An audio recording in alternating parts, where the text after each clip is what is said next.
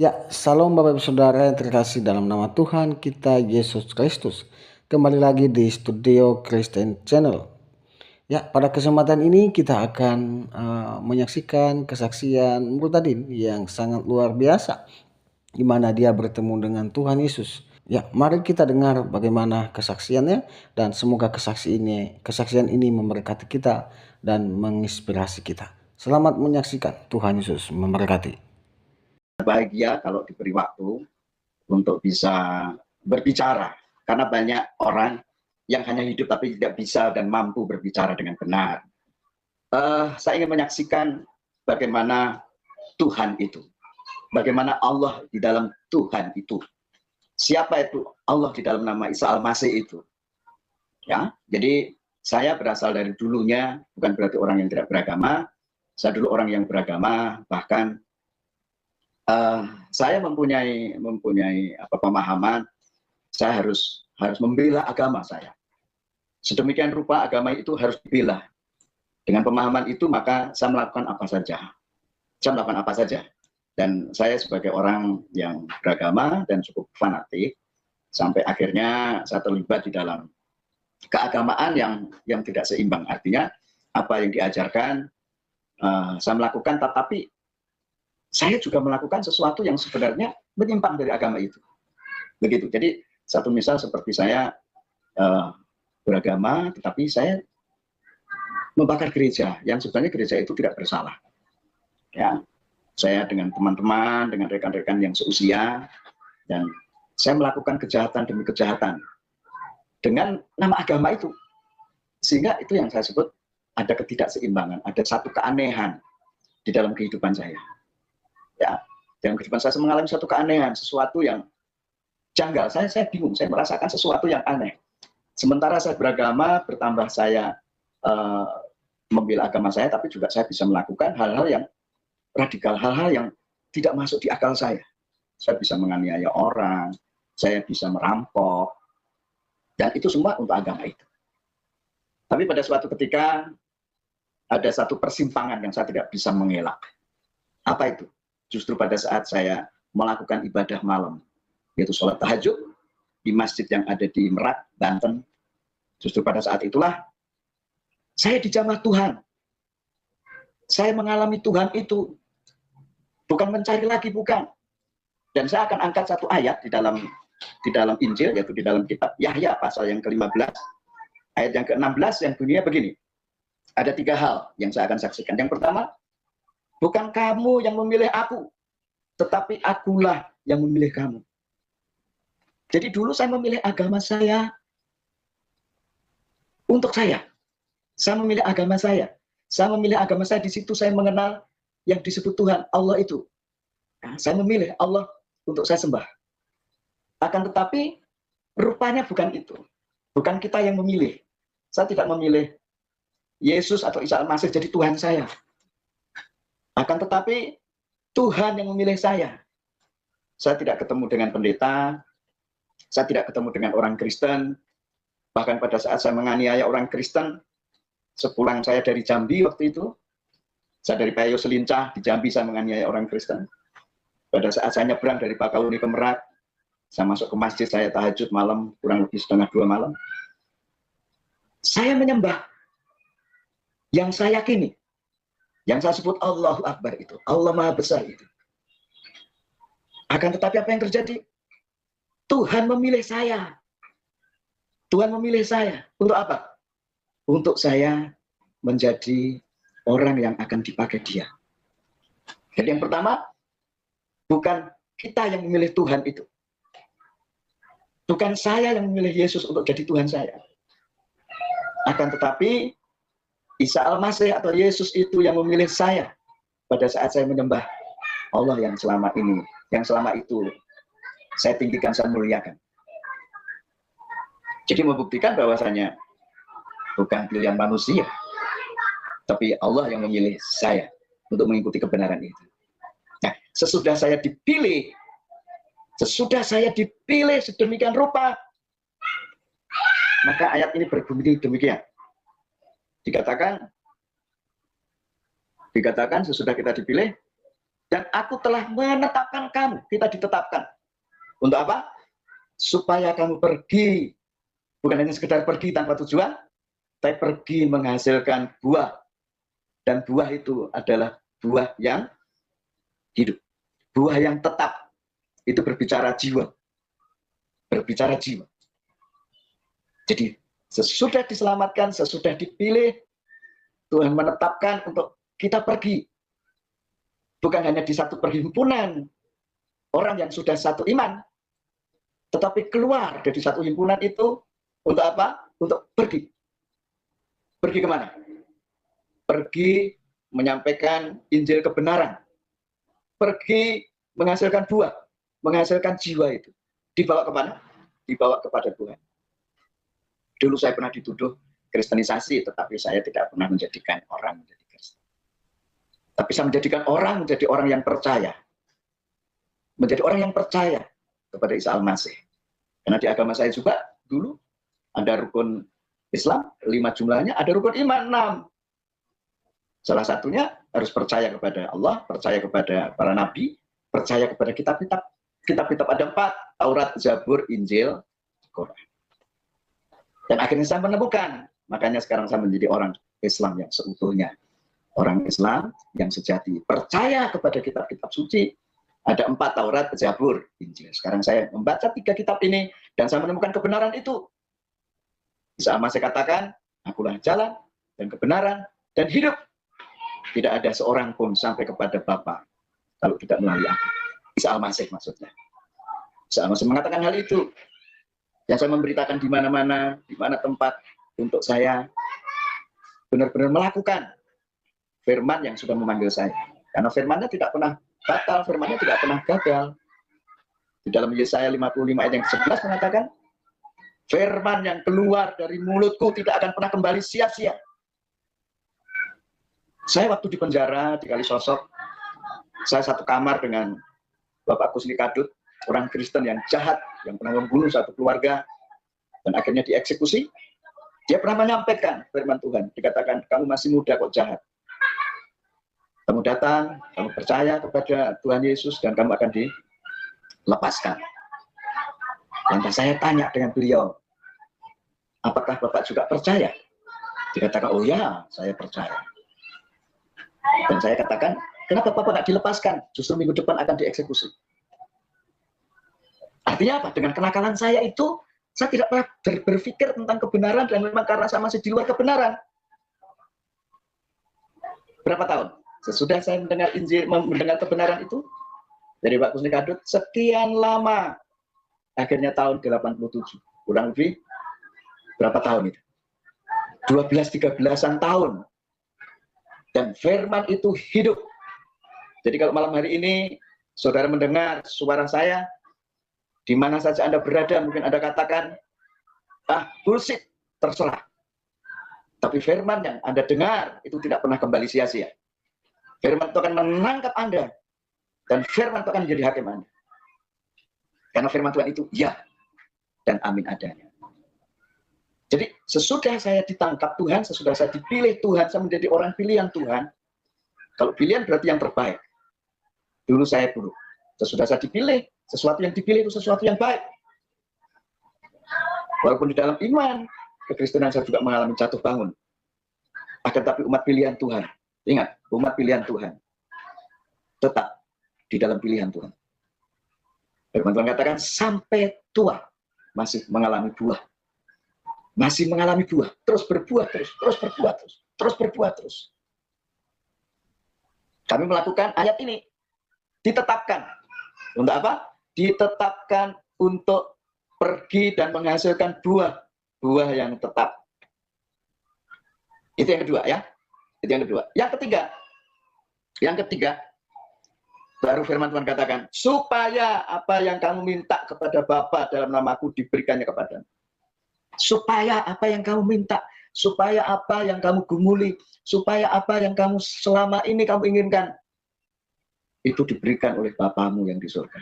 Syaratnya 2. Yang pertama, menjadi orang percaya yang bukan karena keturunan, bukan karena sesuatu, tapi karena dipilih. Pertanyaannya, Anda yang tahu. Saya berbicara ini dalam kapasitas saya menyampaikan kepada orang yang sudah percaya, yang sudah beragama Kristen. Dia menyebut namanya Kristen gitu ya. Koreksi diri Anda. Apakah Anda itu dipilih atau karena keturunan? Saya pernah tanya, ada seorang anak muda, saya tanya, "Nak, kenapa kamu Kristen?" Dikatakan, "Pak, saya ini orang Batak. Pada saat saya dikandung, pada saat saya masih di dalam kandungan mama saya sudah nyanyi. Haleluya." Artinya dia jadi Kristen hanya karena keturunan. Saya tanya juga dengan seorang ibu, kenapa ibu jadi Kristen? Dia bilang, "Saya jadi Kristen, Pak, karena suami saya orang Manado." Dia jadi Kristen, beragama Kristen karena suami.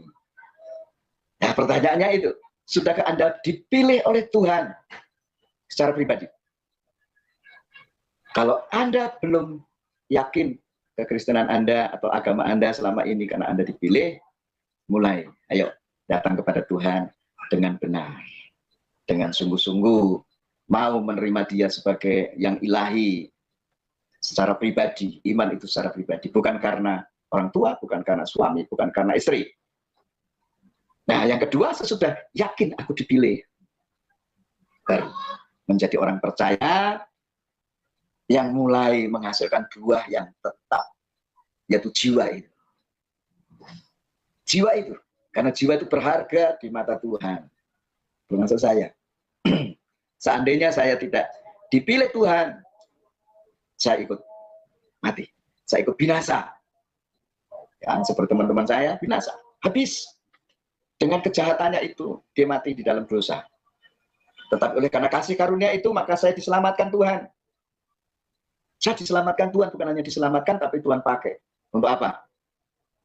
Untuk apa? Untuk menjadikan orang lain dengar kabar Injil. Dengar kabar Injil itu.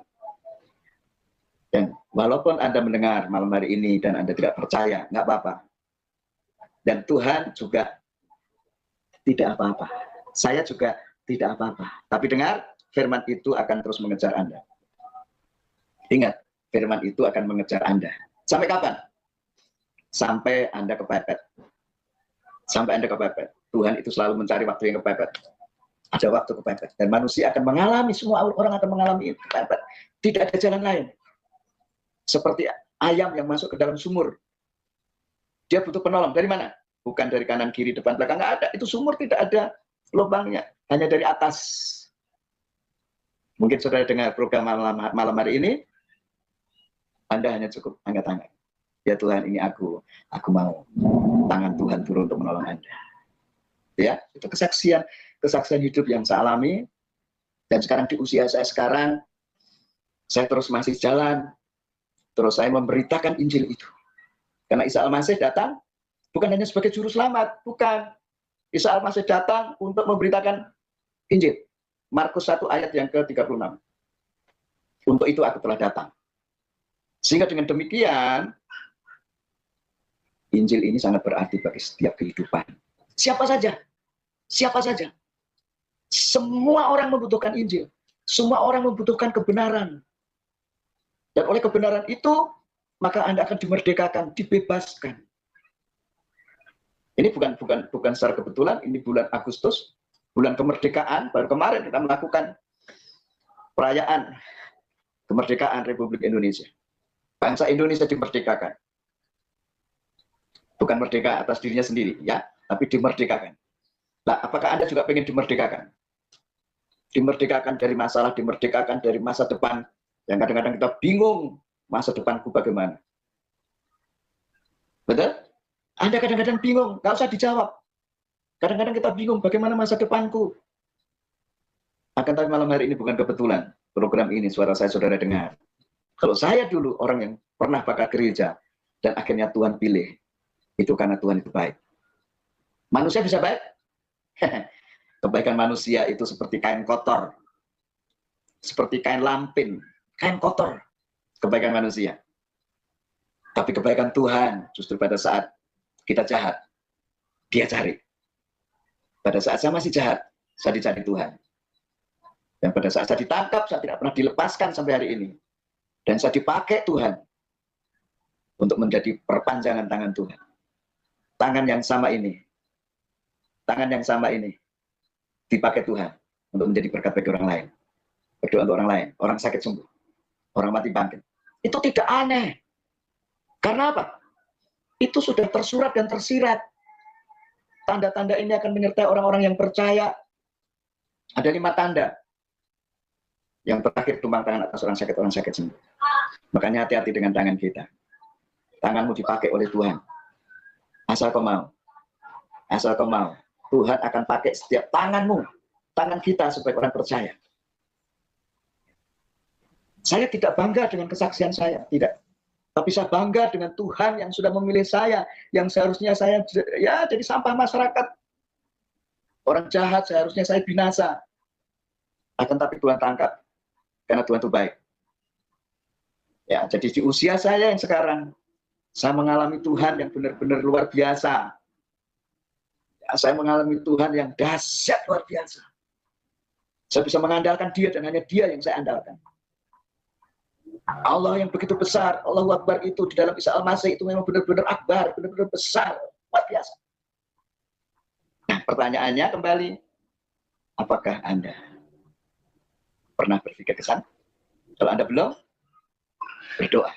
Bagi saudara saya yang masih beragama Muslim, silahkan tahajud malam dan minta, ya Allah, dengan bahasamu sendiri katakan, ya Allah, aku ingin melihat eksistensimu yang sebenarnya, keberadaan Allah yang sebenarnya itu. Karena Allah itu adalah hidup. Tuhan itu bukan Tuhan yang mati, Allah itu hidup. Nanti Dia akan menampakkan eksistensinya sesuai dengan kemauan Dia. Karena ada hukum, terserah Dia. Ya terserah Dia. Terserah. Orang bisa berjumpa dengan Isa Al-Masih melalui buku. Orang percaya kepada Isa Al-Masih bisa melalui diinjilin orang. Orang percaya kepada Isa Al-Masih bisa melalui bermacam-macam, melalui mimpi dan lain sebagainya. Akan tetapi, siapa tahu, justru Anda bertahajud, Anda berjumpa dengan Tuhan yang sebenar-benarnya Tuhan. Tuhan yang Maha Esa itu. Ya, Tuhan yang Maha Esa itu. Saya mengalami itu. Dan begitu saya mengalami itu, saya tidak pernah bisa keluar dari cengkeraman tangannya. Tidak bisa keluar dari cengkeraman tangannya. Saya tidak tergila-gila dengan mujizatnya. Saya tidak tergila-gila dengan berkatnya. Tapi saya tergila-gila dengan kebaikan Tuhan itu. Tuhan begitu hebat, begitu baik, luar biasa. Dia sebagai pembela pada saat saya mengalami hal-hal yang, aduh, saya beberapa kali saya mengalami aniaya. Ya, saya beberapa kali mengalami aniaya, dianiaya oleh orang-orang yang tidak bertanggung jawab. Dan saya hanya pegang dada dan saya tidak usah teriak-teriak. Karena Allah ada di dalam saya. Kalau orang Jawa mengatakan begini, sopota Allah iku. Siapa sih Allah itu siapa? Allah iku atuh tanpa wangenan. Artinya Allah itu tidak diketahui di mana Dia berada. Ananging Allah iku cedak, luwih cedak karo klambi sing tinggi. Tuhan itu lebih dekat dari baju yang kita pakai. Di mana itu?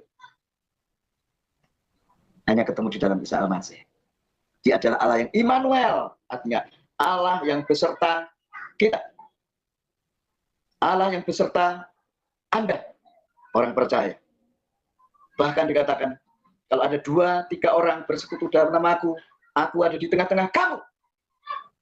Itu hanya ketemu di dalam Isa Al-Masih. Termasuk malam hari ini. Mungkin Anda nonton di kamar, mungkin Anda nonton bersama, mungkin Anda nonton di mana saja. Allah hadir di tengah Anda. Mau bukti? Bukti. Karena manusia kadang-kadang ingin bukti. Ya, kadang-kadang Allah ingin bukti. Ya, kadang-kadang kita ingin bukti. Dan Allah bisa membuktikan sesuai dengan kehendaknya tentunya. Ya, saya sering diajak berdebat, tapi saya tidak pernah mau karena kebenaran tidak perlu diperdebatkan. Karena kebenaran adalah kebenaran. Kebenaran tidak perlu dibela. Kebenaran akan membela eksistensinya. Dan iman saya semakin kuat, dan saya terus berjalan bagi kebenaran. Hidup di dalam kebenaran, dan saya menjadi milik kebenaran itu sendiri. Ya, satu ayat di dalam Injil saya akan sampaikan lagi, yaitu di dalam Matius, Injil Matius, pasal yang ke-9, ayat yang ke-13. Firman Allah mengatakan seperti ini. Jadi pergilah dan pelajarilah arti firman ini. Yang ku kehendaki ialah belas kasihan dan bukan persembahan. Karena aku datang bukan untuk memanggil orang benar, melainkan orang berdosa. Jadi yang dikehendaki Tuhan, yang dikehendaki Allah itu belas kasihan. Allah menghendaki belas kasihan. Sebaik apapun agamamu, kalau Anda tidak berbelas kasihan, maka ada yang salah pasti. Berbelas kasihan itu apakah membagi uang, membagi harta benda? Mungkin tidak harus. Tapi berbelas kasihan itu melihat orang lain. Kalau Anda sudah merasa diselamatkan, pernahkah Anda melihat orang lain yang belum diselamatkan? Pernahkah Anda berpikir untuk dipakai Tuhan menyelamatkan, menjadi sarana Tuhan menyelamatkan yang lain? Nah, itu belas kasihan. Itu belas kasihan. Jadi berbelas kasihan itu ditujukan kepada orang lain, bukan hanya dalam kekurangan, tetapi juga pada saat kira-kira kalau aku sudah diselamatkan, mereka belum, itu bagaimana? Dengan demikian, sehingga kehidupan itu adalah kehidupan yang berkenan. Ini justru ayat ini mendorong kita. Untuk apa? Supaya orang percaya mulai mengerjakan apa yang Tuhan mau. Berbelas kasihan itu. Melakukan belas kasihan. Karena Tuhan datang bukan mencari orang benar, bukan. Kalau udah benar buat apa? Justru mencari saya pada saat masih menjadi sampah. Seharusnya saya yang sudah keluar masuk penjara, seharusnya saya ditembak mati. Tapi kalau saya masih hidup sampai hari ini, dan malam hari ini masih bisa menyampaikan sesuatu yang Anda dengar, ini untuk kebaikan dunia. Dunia yang dikarami. Dengan kebenaran, biarlah dunia yang semakin gelap ini akhirnya menerima terang itu. Terang Tuhan. Ya, satu hal lagi saya sampaikan. Dikatakan di dalam Matius pasal yang ke-5, ayat yang ke-16. Mengatakan, Wow, kesaksian yang sangat luar biasa ya. Dia memiliki keinginan untuk menjadi pramugari dan dia berdoa sama Tuhan. Ya, dan akhirnya Tuhan mengabulkannya. Ya, kesaksian seorang murid tadi ini menginspirasi kita bagaimana seharusnya kita yang percaya kepada Yesus memberitakan jalan keselamatan itu ya kepada orang-orang yang ada di sekeliling kita. Maka dari itu Bapak Ibu Saudara, mari kita mengambil bagian dalam pemberitaan Injil. Mari kita menjadi saksi. Ya, mari kita meneladani Kristus yang sudah mati dan hidup kembali, yang menyelamatkan kita dari dosa. Karena Yesus berkata, aku jalan kebenaran dan hidup, tidak ada jalan melalui Bapa kalau tidak melalui aku. Maka dari itu, ya, marilah kita bersandar dan beriman teguh kepada Tuhan Yesus. Itu saja yang bisa sampaikan. Selamat bertemu kembali di video-video berikutnya. Tuhan Yesus memberkati. Jangan lupa subscribe, komen, dan share video ini. Bye-bye.